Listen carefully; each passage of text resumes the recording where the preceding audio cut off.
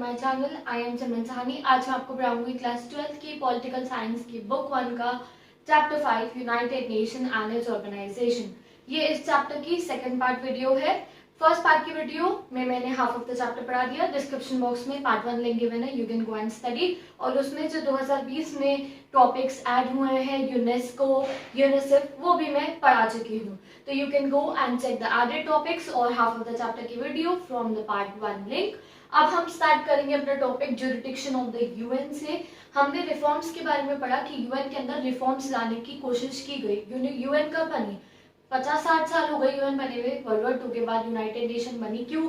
जिससे कि हमारे थर्ड वर्ल्ड वॉर को रोका जाए। और अभी तक देखा जाए तो यूएन सक्सेसफुल है, थर्ड वर्ल्ड वॉर नहीं हुआ है। बट देखो, समय के साथ साथ हर चीज में चेंज चाहिए होता है। तो ऐसे ही लास्ट टॉपिक जो फर्स्ट वीडियो का था, उसमें हमने पढ़ा स्ट्रक्चरल रिफॉर्म्स के बारे में, यानी कि जो स्ट्रक्चर है यूएन का। तुम अपनी कोई भी ऑर्गेनाइजेशन बनाओ और उसका स्ट्रक्चर तो होता है। तो यूएन के स्ट्रक्चर में चेंजेस लाने को कहा गया, जिसमें कहा कि जो परमानेंट मेंबर है सिक्योरिटी काउंसिल के, जो एक्चुअली में 5 है, उनको बढ़ा देना चाहिए। क्यों? क्योंकि बस USA, Britain, France, China, Russia, इनके अलावा भी कुछ कंट्रीज को इसमें ऐड कर देना चाहिए। एंड परमानेंट मेंबर्स के पास एक बहुत अच्छी खासी पावर होती है, वीटो, जो उनको बहुत हेल्प करती है। तो हमेशा से ही मांग हो रही है सिक्योरिटी काउंसिल। सबसे इंपॉर्टेंट चीज है हमारे यूनाइटेड नेशन की सिक्योरिटी काउंसिल। तो हमेशा यही कहा गया है कि सिक्योरिटी काउंसिल के मेंबर्स को बढ़ाना चाहिए।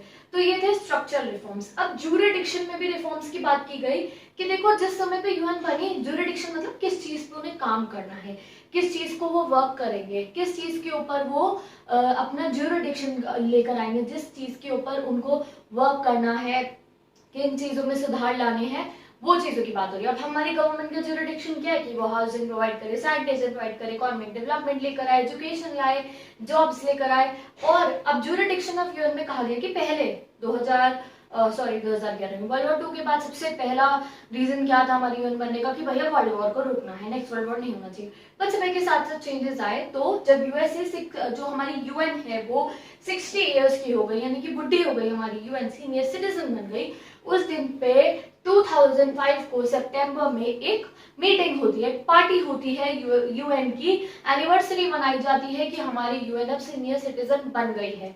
इस पार्टी के अंदर, इस एनिवर्सरी के अंदर आप कह सकते हो सारे के सारे जो कंट्रीज थी उसके हेड जाते हैं। हेड जाते हैं मतलब कि जो कंट्री है उसका प्राइम मिनिस्टर जाएगा या प्रेसिडेंट जाएगा, जो भी होगा, या फिर किंग होगा, ठीक है। तो वो सारे हेड्स गए एनिवर्सरी में, पार्टी वार्टी करी उन्होंने। उसके बाद उन्होंने एक, आप कह लो, मीटिंग भी करी, ऐसे नहीं खाली पार्टी करी, मीटिंग करी, और उसमें उन्होंने कुछ स्टेप्स निकाले यूएन के ज्यूरिडिक्शन को बढ़ाने के लिए। अब तुम्हारी मम्मी का ज्यूरिडिक्शन क्या है कि तुम्हारे को पढ़ाई करवानी है उन्हें, और तुम्हारे थोड़े बहुत घर के काम करवा लेने, और बाकी सारे घर को सेट करके रखना है। ये तुम्हारी मदर की ज्यूरिडिक्शन है। अगर तुम्हारी मम्मी कुछ वर्क करती है, शी इज ऑफिस गोइंग, तो उन्हें बाहर का काम भी संभालना है। तो अब कहा गया कि अब यूएन, पहले तो बस वॉर पीस कर रहा था, अब यूएन को और भी ज्यादा चीजों पे ज्यूरिडिक्शन करने की जरूरत है। तो क्या क्या हमें बताया गया? एक था creation of peace building commission. Direct question आएगा एग्जाम के अंदर। बुक में दे रखे हैं 7 पॉइंट्स, एज इट इज मैंने लिख दिए हैं, but you can learn 4 to 5 points. Okay, और अगर यू आर वेरी, मतलब आप कह सकते हो बहुत ज्यादा ही पढ़ना लिखना चाहते हो, तो साथ के साथ लर्न कर लेना, इतने मुश्किल नहीं है, मैं एक्सप्लेन कर देती हूँ। तो first was creation of peace building commission की। एक कमीशन बने पीस बिल्डिंग की। पीस बिल्डिंग कमीशन क्यों? वॉर अभी भी, अरब स्प्रिंग हमने पढ़ लिया, हमने अफगानिस्तान क्राइसिस पढ़ लिया, सीआईएस पढ़ लिया, अभी जो न्यू टॉपिक हुए हैं पढ़ा चुकी हूँ मैं, डिस्क्रिप्शन बॉक्स में प्लेलिस्ट गिवन है, पढ़ सकते हो। तो हमने पढ़ा भैया कि वर्ल्ड वॉर 2 के बाद 3 तो नहीं हुआ, बट फिर भी हर कंट्री में छोटी छोटी जगहों पे, बड़ी बड़ी जगहों पे वॉर अब भी चल रहे हैं। तो अभी भी हमें एक पीस बिल्डिंग कमीशन की जरूरत है जो हर एक कंट्री के अंदर वॉर होने से रोके। सेकंड क्या था कि इंटरनेशनल कम्युनिटी होनी चाहिए एक, जो किसी कंट्री के अंदर, अब कोई कंट्री है, कोई भी मान लो आप, वहां पे जो गवर्नमेंट है वो सिटीजन्स की रक्षा नहीं कर पा रही है, वहां के सिटीजन्स के ह्यूमन राइट्स वायलेट हो रहे, तुम्हारे दिमाग में कंट्री का नाम आ गया होगा। वहां के जो डिक्टेटर है, या फिर आप कह लो वहां चाहे मिलिट्री रूल है, चाहे डिक्टेटर है, चाहे वहां का प्रेसिडेंट हो, चाहे प्राइम मिनिस्टर हो, और वो गवर्नमेंट वर्क नहीं कर रही है अपने लोगों के लिए, ह्यूमन राइट्स वायलेट हो रहे हैं, तो उस समय पे जो इंटरनेशनल कम्युनिटी यानी कि यूएन एंड यूएन के मेंबर्स को आगे आके उस कंट्री के लोगों की मदद करनी चाहिए। एक ऐसी इंटरनेशनल कम्युनिटी बने कि अगर किसी कंट्री की गवर्नमेंट उसके लोगों पे ध्यान नहीं दे रही है, ह्यूमंस पे, तो इंटरनेशनल कम्युनिटी जाके उनको बचाएगी। और इस्टेब्लिश हुई हमारी ह्यूमन राइट्स काउंसिल, यही ह्यूमंस के राइट्स को बचाने के लिए फिर ह्यूमन राइट्स काउंसिल इस्टेब्लिश हुई 19 जून 2006 को, वन मार्क करा गया है। पार्टी इन्होंने 2005 में करी थी, ये 19 जून 2006 को बन गई थी। उसके बाद क्या रिफॉर्म लाने को बोला, ये सब इन्होंने वो जो पार्टी वाले प्लान करा था ना उसमें ये सब एक पेपर पे लिख दिए थे, ये करना है ये करना है ये करना है। जैसे तुम अपने एग्जाम से पहले पेपर पे लिख लेते हो ना, ये चैप्टर करना है ये चैप्टर करना है ये चैप्टर करना है, ऐसे इन्होंने लिख लिए थे। नेक्स्ट रिफॉर्म इन्होंने क्या करने को कहा, achieve millennium development goal. Millennium development goal मतलब कि ओवरऑल वर्ल्ड का डेवलपमेंट होना चाहिए। अब हमने देखा है कुछ कंट्रीज इतनी डेवलप्ड है कुछ नहीं है, तो ओवरऑल डेवलपमेंट होना चाहिए कि अगर कोई एलियन आ रहा है इंडिया के अंदर किसी भी अर्थ पे किसी भी कंट्री में जा रहा है तो उसे बेकार ना लगे अर्थ, उसको पूरी की पूरी अर्थ बिल्कुल हाईटेक लगनी चाहिए। ठीक है, अब सोचो आप किसी गांव में एलियन आ गए तो वो तो सोचे कि हम अभी भी एडवांस नहीं है, तो नहीं, कोने कोने के अर्थ को हमें डेवलप करना था। नेक्स्ट चीज हो गई condemn terrorism in all forms. देखो terrorism is the evil, root है कि ये हर एक हमारा सबसे बड़ी जड़ क्या है वॉर की, टेररिज्म। तो टेररिज्म को उखाड़ के फेंकने को इन्होंने बोला। नेक्स्ट चीज इन्होंने कही कि डेमोक्रेसी फंड बनाना चाहिए, यानी कि जिन कंट्रीज में डेमोक्रेसी नहीं है उनमें डेमोक्रेसी लाने की कोशिश की जाए। और agreement to wind up trusteeship council, इनकी कोई ट्रस्टीशिप काउंसिल हो गई, डिटेल में मत जाओ तुम, उसको वाइंड अप यानी कि उसको हम बंद कर देंगे। ये इनका अपने सारे इन्होंने ये 7 रिफॉर्म्स लाने को बोला। अब रिफॉर्म लाने को कह दिया, बस जैसे तुम लिख लो ये चैप्टर करना है ये चैप्टर करना है ये चैप्टर करना है ये चैप्टर करना है, बट कब करना है, किस समय करना है, कौन से क्वेश्चन पढ़ने हैं कौन से नहीं पढ़ने, ये सब तो तुमने मेंशन नहीं करना ना। तो वैसा ही इन रिफॉर्म्स के साथ था। अब रिस्पॉन्सिबिलिटी कौन लेगा इन सब को, अब हमने कह दिया कि ह्यूमन राइट्स बनवाएंगे, बट उनका लेवल क्या होगा, किस लेवल तक ह्यूमन राइट्स देने चाहिए, व्हाट टू डू, किस तरीके से ये जो सारे हमने रिफॉर्म्स लगाए हैं वो बिल्कुल ही एक तरीके से आपको वो उनको हम एस्टैब्लिश भी करो। तुमने चैप्टर्स लिख तो लिए बट तुम्हें उनके ऊपर वर्क भी करना है। और कौन इंटरवेन करेगा, अब किसी कंट्री के ह्यूमंस के साथ गलत हो रहा है तो कौन रिस्पॉन्सिबिलिटी लेगा इंटरवेन करने की। अभी इन सब चीजों का क्लियर नहीं हुआ था, बट हाँ पेपर पे जैसे तुम चैप्टर लिख के रख लेते हो ना, भाई ये भी करना है ये भी करना है, वो काम इन्होंने 2005 में कर लिया था। So these are the jurisdiction reforms, direct question आएगा एग्जाम में, you can write it। and अगर तुम्हें क्वेश्चन आंसर्स चाहिए हैंड रिटन टाइप्ड या कोई भी स्टडी मटेरियल चाहिए, पॉलिटिकल का, इको का, हिस्ट्री, ज्योग्राफी, इंग्लिश 11th में हो 12th में हो, ह्यूमैनिटीज की किसी भी सब्जेक्ट का, तो आपको स्टार्टिंग में आईडी का लिंक दिखा होगा, आईडी का नेम दिखा होगा, मेरी इंस्टाग्राम आईडी डिस्क्रिप्शन बॉक्स में लेंगे मैंने, जाओगे 11th 12th ह्यूमैनिटीज के सभी नोट्स तुम्हें मिल जाएंगे, टेस्ट भी मिल जाएगा इस चैप्टर का, सभी चैप्टर्स का, history, political, eco, geography, psychology, English, हर चैप्टर मिलेगा मेरे इंस्टाग्राम पे। Go and take the study notes, just follow me and take it, okay. तो आपको सारा स्टडी मटेरियल इंस्टाग्राम पे मिल जाएगा। एंड अगर हिस्ट्री, ज्योग्राफी को कुछ और सब्जेक्टों में पढ़ना है तो डिस्क्रिप्शन बॉक्स में प्लेलिस्ट गिवन है, you can go and check it. अब स्टार्ट करते हैं अपने India and the UN reforms, यानी कि इंडिया क्या चाहती है। अब हम अपने देश का भी तो देखेंगे, हम भी चाहते हैं यूएन थोड़ी सी बदल जाए, तो what all we want that we will study in this topic.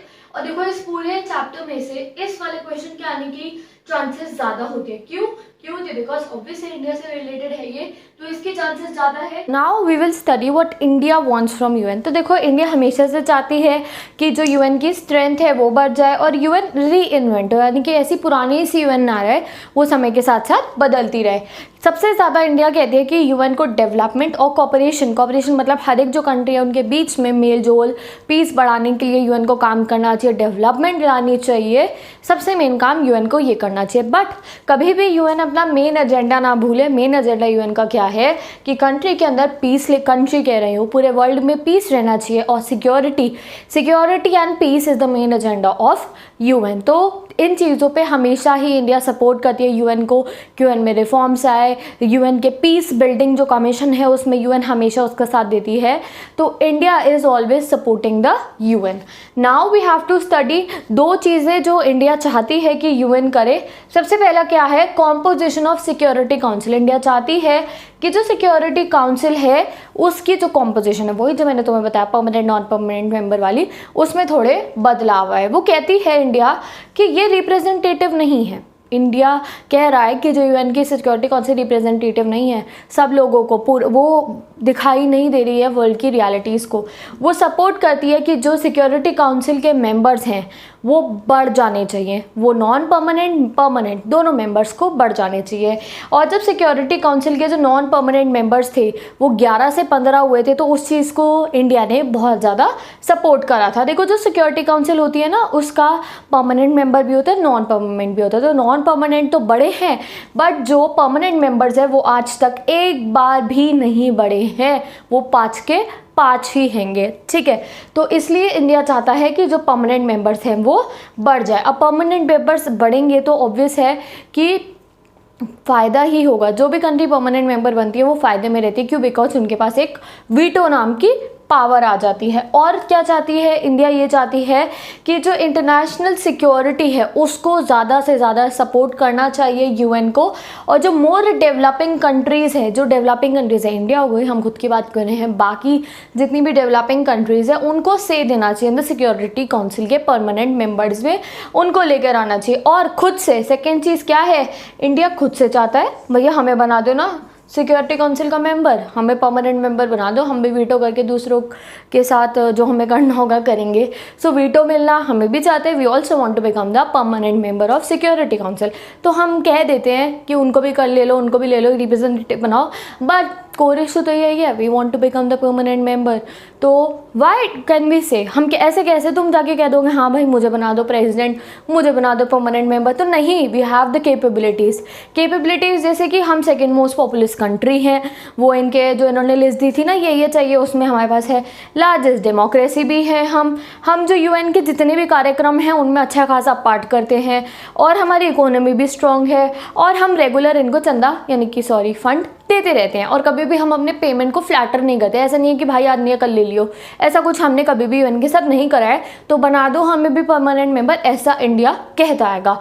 But कुछ लोग हैं जो मना करते हैं, वो आगे पढ़ेंगे। और सेकेंडली ऐसा नहीं है कि परमानेंट मेंबर हम सिर्फ वीटो के लिए बनना चाहिए, नहीं, it gives a symbolic importance, भैया स्टेटस बढ़ जाता है। सेकेंड चीज़ क्या है, रेपुटेशन बढ़ जाती है। एंड थर्ड चीज़ क्या है, कोई भी फॉरेन पॉलिसी बननी है इंडिया कि जो मजबूत हो जाएगा इंडिया फॉरेन पॉलिसी मैटर्स के अंदर, कोई ट्रेड इशू है, इंडिया परमानेंट मेंबर बन गया अगर सिक्योरिटी काउंसिल का, तो हमारे मज़े ही मज़े हैं। तो इसलिए हम लोग चाहते हैं कि हम इंडिया जो है परमानेंट बन जाए, सिक्योरिटी काउंसिल का मेंबर बन जाए। अब कुछ लोग कहते हैं नहीं बनेगा इंडिया मेंबर। क्यों नहीं बनेगा? फर्स्ट ऑफ ऑल जो हमारा ट्रबल चल रहा है पाकिस्तान के साथ, उसकी वजह से एक ऐसे कंट्री को ये लोग इंक्लूड करना चाहते हैं जो ज़्यादा ट्रबल्ड ना हो। सेकेंड चीज़ ये क्या कह रहे हैं कि इंडिया की न्यूक्लियर वेपन कैपेबिलिटी इतनी ज़्यादा नहीं है, इतने ज़्यादा न्यूक्लियर वेपन्स नहीं है। थर्ड चीज़ क्या है कि जो हमारा पाकिस्तान के साथ मुद्दा चलता रहता है उसकी वजह से हम इनफेक्टिव हैं, हम खुद तो पीस नहीं ला पा रहे हैं, और हम मतलब ये एक तरीके से आप कह सकते हो, ये कहते हैं कि इंडिया अगर यूएन की काउंसिल में आ गया, परमानेंट सिक्योरिटी काउंसिल के अंदर, तो वो सही नहीं होगा पाकिस्तान इशू की वजह से। और अगर इंडिया को ऐड कर दिया तो फिर ब्राज़ील, जापान कितनी डेवलप कंट्री है, जर्मनी, साउथ अफ्रीका, ऐसी कंट्रीज़ भी लाइन में आके खड़ी हो जाएंगी कि भैया इंडिया को बना रहे हो तो हमें भी बनाओ। तो दीज आर द इशूज़ जो लोग कहते हैं कि नहीं हम नहीं करेंगे इंडिया को, तो वो ये सब बातें बोलते हैं। सेकेंडली कहते हैं कि भैया एशिया में से ऑलरेडी 2 कंट्रीज़ हैं, कौन सी हो गई? China, Russia. यूरोप में से ब्रिटेन, फ्रांस, और हमारी वो हो गई कौन सी? अमेरिका हो गई। एक ऐसे कॉन्टिनेंट है, बस 2 ही कॉन्टिनेंट है जहाँ से कोई भी नहीं है। फॉर एग्जांपल हमारा आप कह लो साउथ अमेरिका और अफ्रीका के अंदर से कोई भी कंट्री नहीं है। तो अगर हमें परमानेंट मेंबर बढ़ाना होगा सिक्योरिटी काउंसिल का तो हम वहाँ से लेंगे, हम एशिया में से थर्ड कंट्री क्यों लेंगे? तो यही कहा जाता है कि एक भी मेंबर नहीं है साउथ अफ्रीका से, मैं बार बार साउथ अफ्रीका बोलती हूँ, I am really sorry guys, Africa से और साउथ अमेरिका से तो कोई भी मेंबर नहीं है, तो हम वहाँ से लेंगे। तो इस वजह से हमेशा जब भी इंडिया की बात होती है तो वो कैंसिल हो जाती है। बीच में एक बार बात उठी भी थी तो हमारे जानी दुश्मन ने मना करवा दिया था वीटो पावर यूज़ करके, आप सबको पता होगा। तो अभी तक इंडिया परमानेंट मेंबर नहीं बन पाया है, आई होप बन जाए, यू ऑल्सो प्रे कि बन जाए हम सिक्योरिटी काउंसिल के परमानेंट मेंबर। तो with this India and the UN reforms completed. आप ये देखो इसको एज इट इज़, आपको जो 1 मार्क कह रही हूँ 6 मार्क क्वेश्चन में आएगा ये, तो डायरेक्ट लिखना है। एक हम कॉम्पोजिशन चेंज करना चाहते हैं, हम कहते हैं बढ़ा दो, परमानेंट बना दो, नॉन परमानेंट बना दो, और अंडरनीथ तो हम यही चाहते हैं कि भैया हमें बना दो। और फिर हमें वो बातें भी बतानी है कि क्यों हम कहते हैं हमें बना दो, yes we are fulfilling all the criterias. और फिर हमें ये भी बताना है भाई कि लोग कहते हैं इसलिए नहीं बनाएंगे, Pakistan issue nuclear weapon, secondly तुम्हें बना दिया तो बाकी 6 कंट्री और लाइन में आके खड़ी हो जाएंगी। तो विद दिस ये भी completed. Now let's see the next topic, the UN in a unipolar world. अब इसमें हम पढ़ेंगे कि भैया यूनिपोलर वर्ल्ड मतलब कि यूएसए की हेजेमनी के बारे में से हम डिस्कस कर रहे हैं। We are living in a stage of US hegemony. अभी तक तो कुछ समय पहले तक तो हम रह ही रहते, यूएसए बहुत डोमिनेंट कंट्री अभी भी है। तो क्या यूनाइटेड नेशन बनने के पास यूएसए की डोमिनेंस कम हुई? क्या जो यूनाइटेड नेशन है वो यूएसए की दादागिरी को कम कर पाया? That we will study in this topic. उसके बाद जितनी है आपकी ये जो आपके बुक में छोटे छोटे बॉक्सेस दे रखे हैं, I told you in the first part video also, description box में गिवन है कि एक भी चीज़ ना मैं अपने एग्जाम में छोड़ती थी ना आप लोग छोड़ोगे if you are starting from my video. यहाँ मैंने सारी लिख दी हैं, हम इनको कवर करेंगे। ये 4 लाइन जो मैंने लिखी है दीज आर सफिशेंट आपको एग्जाम पर्पज के लिए, ये पढ़ ली तो you will be fully prepare. Okay, तो टॉपिक स्टार्ट करते हैं, UN in a unipolar world. तो सबसे पहले यही है, क्या यूएन बैलेंस कर सकती है यूएसए के डोमिनेंस को, कर सकती है या नहीं? तो इसके स्टैंड दे रखे हैं कि देखो चैलेंज इजीली नहीं कर सकते। क्यों? बिकॉज यूएसएसआर के ख़त्म होने के बाद जो यूएसए है वो सबसे ज़्यादा पावरफुल कंट्री बन गई है मिलिट्री वाइज भी, और जो इकोनॉमी है पैसा भी इन पे बहुत ज़्यादा है। तो मुश्किल है यूएन के लिए इनको, मतलब आप कह सकते हो बहुत मुश्किल है यूएन के लिए इनके ऊपर कब्जा करना या फिर इनको बिल्कुल ही मिनिमाइज कर देना यूएसए के डोमिनेंस को। बट फिर भी सेकेंड चीज़ हमें ये बता रखी है कि एक और रीज़न है, जो यूएसए है वो यूएन का सिंगल लार्जेस्ट कॉन्ट्रीब्यूटर है इसके बजट में, यानी कि बहुत पैसा देता है यूएन को, यूनाइटेड नेशन को। कौन? America, United states of America. तो फिर जो उसको पैसा दे रहा है तो वो उसकी डोमिनेंस कैसे कम करे? वो उसका बजट में बहुत ज़्यादा उसका कॉन्ट्रीब्यूटर है। थर्ड चीज़ क्या है कि जो यूनाइटेड नेशन है कहाँ पे है, ये कहाँ पे लोकेटेड है? वॉशिंगटन के अंदर। वॉशिंगटन का है यूनाइटेड स्टेट्स ऑफ अमेरिका के अंदर। तो लोकेशन वाइज की वजह से भी जो डोमिनेंस कम करने को हम कह रहे हैं यूएन कर देगा, तो हम लगता नहीं कि हो पाएगी। सेकेंड चीज़ क्या? ब्यूरोक्रेसी। ब्यूरोक्रेसी मतलब कि यूनाइटेड नेशन है उसके अंदर लोग वर्क कर रहे होंगे, ऑफिस जाते होंगे, वो भी कपड़े वपड़े पहन के अच्छे से सूट एंड टाई लगा के और मीटिंग्स अटेंड करते होंगे, ठीक है। तो ऑलमोस्ट अगर आपके लोग काफ़ी सारे लोग जो हैं यूनाइटेड नेशन के ब्यूरोक्रेसी के अंदर, वो कौन है? वो अमेरिकन है, यानी कि वो यूनाइटेड स्टेट्स के सिविलियंस ही हैं, यूनाइटेड स्टेट्स के लोग हैं। तो इसीलिए क्यों वो लोग ऐसा काम करेंगे कि यूएसए के डोमिनेंस कम हो। थर्ड रीज़न ये हो गया। फोर्थ रीज़न क्या है? वीटो पावर है हमारे यूनाइटेड स्टेट्स ऑफ अमेरिका के पास। तो अगर कोई भी बात, कोई भी मुद्दा उनके खिलाफ खड़ा होने वाला होता है यूनाइटेड नेशन के अंदर, उनकी डोमिनेंस कम होने वाला, कोई भी उन्हें कोई इशू लगता है, कोई भी लगता है, तो वो क्या करते हैं? वो वीटो पावर यूज़ करके उस इशू को, उस स्टैंड को, उस मुद्दे को कैंसिल करवा देते। और जब भी सेक्रेटरी जनरल, सबसे एक इम्पॉर्टेंट फेस होता है यूनाइटेड नेशन का, फेस मतलब शक्ल वाला फेस कह रही हूँ, यूनाइटेड नेशन का सबसे इम्पॉर्टेंट बंदा कह लो आप सेक्रेटरी जनरल, उसको चूज़ करने में, उसको आप कह लो कि उसको बनवाने में सबसे बड़ा हाथ होता है यूनाइटेड स्टेट्स ऑफ अमेरिका का। तो इस वजह से अभी तक तो हमें देखिए यही लग रहा है कि इतनी आसानी से यूनाइटेड स्टेट्स की जो डोमिनेंस है, जो उसकी दादागिरी है, यूनाइटेड नेशन कम नहीं कर सकता है।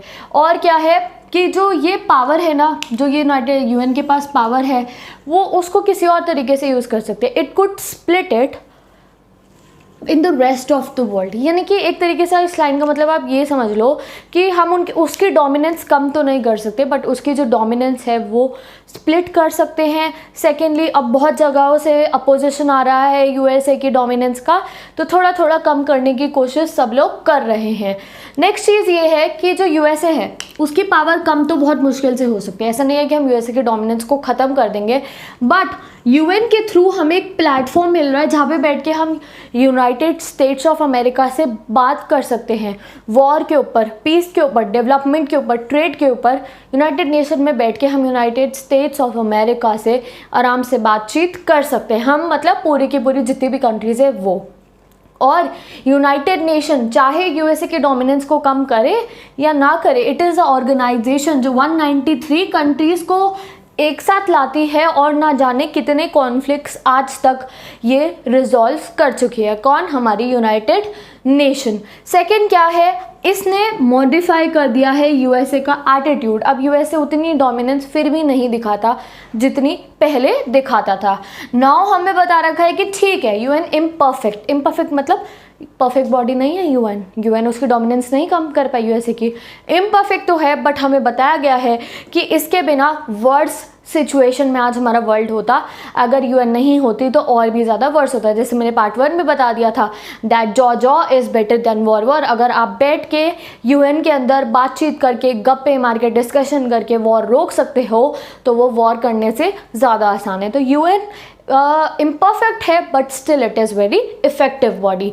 और यूएन ही है जिसकी वजह से पूरा का पूरा वर्ल्ड आज इंटरडिपेंडेंट है, सब लोग एक दूसरे से कनेक्टेड है। पूरा मैंने तुम्हें बताया 7 billion people of the world are connected, उनकी कंट्री के हेड जाके कनेक्ट हो रहे हैं। और यूएन और उसके जितनी इंटरनेशनल ऑर्गेनाइजेशन है, उसकी जो आप कह लो, उसकी ब्रांचेस कह लो, उसकी सब कह लो, या और international organisation, they are working very hard to bring world together. पूरे वर्ल्ड में पीस, इक्वालिटी, सिक्योरिटी मेंटेन करने के लिए, ट्रेड बढ़ाने के लिए यूएन और बाकी सारे इंटरनेशनल ऑर्गेनाइजेशन बहुत ज़्यादा काम कर रही है। तो हमें उन्हें सपोर्ट करना चाहिए और उनको यूज़ करना चाहिए उनको, और ज़्यादा आप कह सकते हो कि ऐसा नहीं कि हम उन पर ध्यान ना दें। कोई इंटरनेशनल ऑर्गेनाइजेशन है, we have to support them. अब हम उन इंटरनेशनल ऑर्गेनाइजेशन के बारे में पढ़ेंगे। Human rights watch, Amnesty International, IAEA, world trade organisation, world bank. Let's study and फिर आपका चैप्टर फुल ऑन ओके। तो ह्यूमन राइट्स वॉच स्टार्ट करते हैं। ये एक इंटरनेशनल ऑर्गेनाइजेशन है, सेम टू सेम ये कीवर्ड्स को सेंटेंस बना के लिख देना, 3 नंबर पक्के हो जाएंगे आपके एग्जाम में। इंटरनेशनल ऑर्गेनाइजेशन है ये, नॉन गवर्नमेंटल ऑर्गेनाइजेशन है, NGO है ये।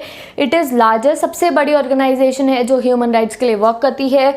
USA में सिचुएटेड है। क्या काम करती है ये? ग्लोबल मीडिया अटेंशन लाती है। अगर किसी कंट्री में कहीं भी किसी कोने में किसी ह्यूमन का राइट वायलेट हुआ, इन्हें पता चल जाए तो वो मीडिया के सामने उसको लेकर आती है। जैसे ब्लैक लाइव्स मैटर इशू आपने देखा, अब हमारे सामने आया, इस तरीके से कई मुद्दे हमारे सामने आते हैं। मैं ये नहीं कह रही हूँ कि वो ये लेकर आए कौन कर आए, बट स्टिल आज के टाइम पे बहुत अवेयरनेस बढ़ गई because of the human rights watch. Second क्या है? Land mines. लैंड माइंस जो बने होते थे जगह जगहों पे, लोग उन पे पैर रख के मर जाते थे, सोल्जर्स मरे, गाड़ी चढ़ गई मर रहे हैं, उनका इन्होंने बैन करवाया। चाइल्ड सोल्जर्स का आना इन्होंने बैन करवाया। और इन्होंने क्या कराया? इंटरनेशनल क्रिमिनल कोर्ट्स का सेटअप करवाया और ग्लोबल मीडिया कवरेज देते हैं ये कभी भी कोई ह्यूमन राइट वायलेट होता है तो उसको।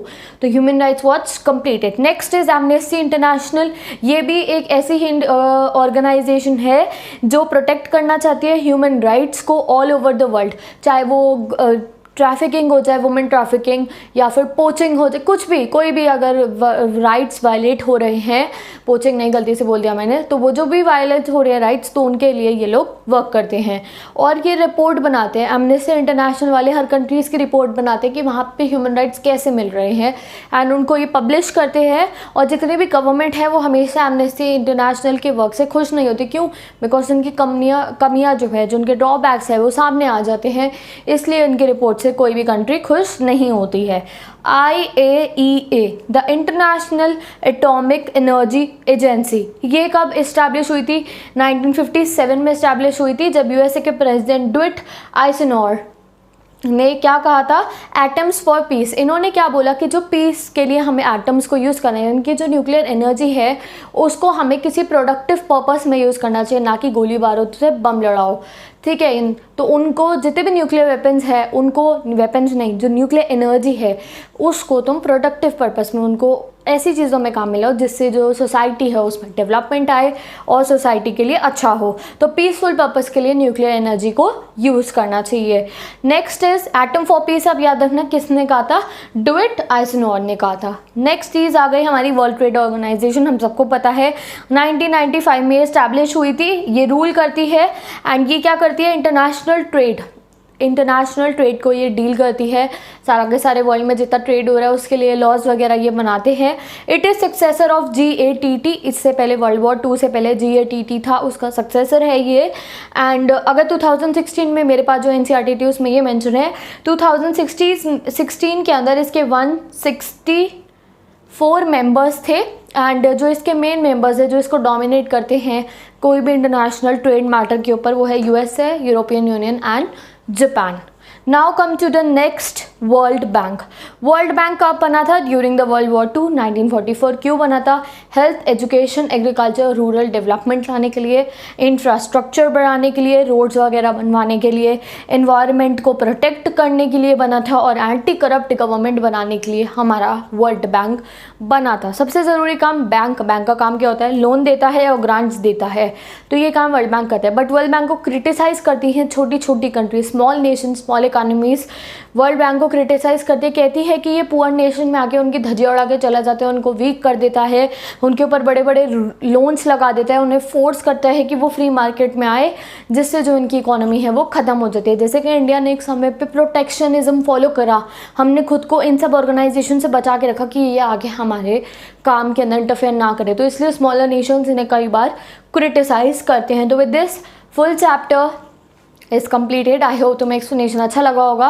अच्छा लगा है तो लाइक कर देना, and if you have any queries comment कर दो मुझे। जब ये चैप्टर कंप्लीट हो जाएगा तो कमेंट कर देना, इसका टेस्ट ले लूँगी मैं। Test Instagram, YouTube community tab सब पे तुम्हें मिल जाएगा। अब मैं आपसे मिलूँगी नेक्स्ट वीडियो में।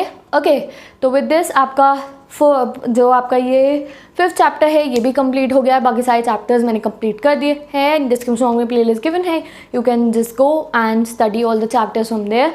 सो नोट्स मिल जाएंगे इंस्टाग्राम पे, मैं बहुत बार बता चुकी हूँ। तो I meet you next video. Till then best of luck all the students of class 12th।